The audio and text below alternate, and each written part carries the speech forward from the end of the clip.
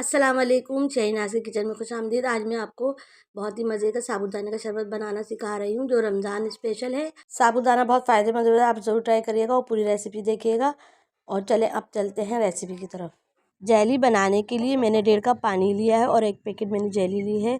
Jelly को मैं डाल के इसको मैं अच्छे से मिक्स कर लूँगी, उबाल आने तक पका लूँगी इसको। मैं ये वाली जेली यूज़ कर रही हूँ, आपके पास जो भी हो आप वो यूज़ कर सकते हैं। और ये हमारी जेली तैयार है।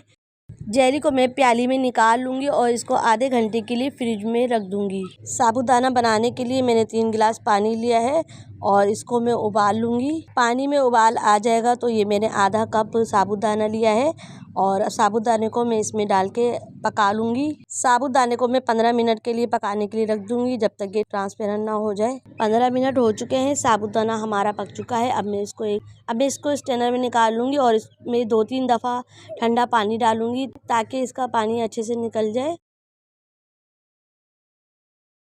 ये देखें, साबूदाना मैंने अच्छे से छान लिया और इसका अच्छे से पानी निकल चुका है। आधा किलो ये मैंने दूध लिया है, दूध को मैंने उबाल लिया है और उबाल के इसको मैंने ठंडा कर लिया है। इसमें मैं 4 चमचे चीनी डाल दूँगी और 4 चमचे रूह अफ़ज़ा के डाल के इसको मैं अच्छे से मिक्स कर लूँगी।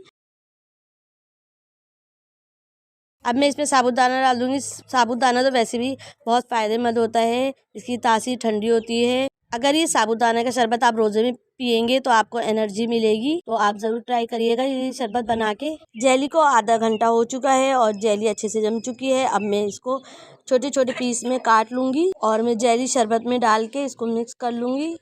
मैंने स्ट्रॉबेरी फ्लेवर की जेली यूज़ की है, आप कोई सी भी फ्लेवर की जेली यूज़ कर सकते हैं।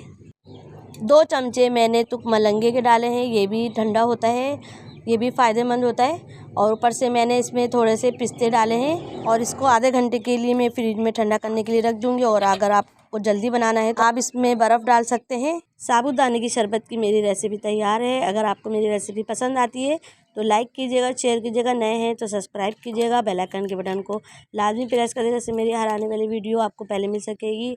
और मुझे कमेंट्स भी करके बताया करें कि आपको मेरी रेसिपी कैसी लगती है। अपना बहुत ख्याल रखिएगा। इंशाअल्लाह ताला मैं मिलती हूँ आपसे नई रेसिपी में। अल्लाह हाफ़िज़।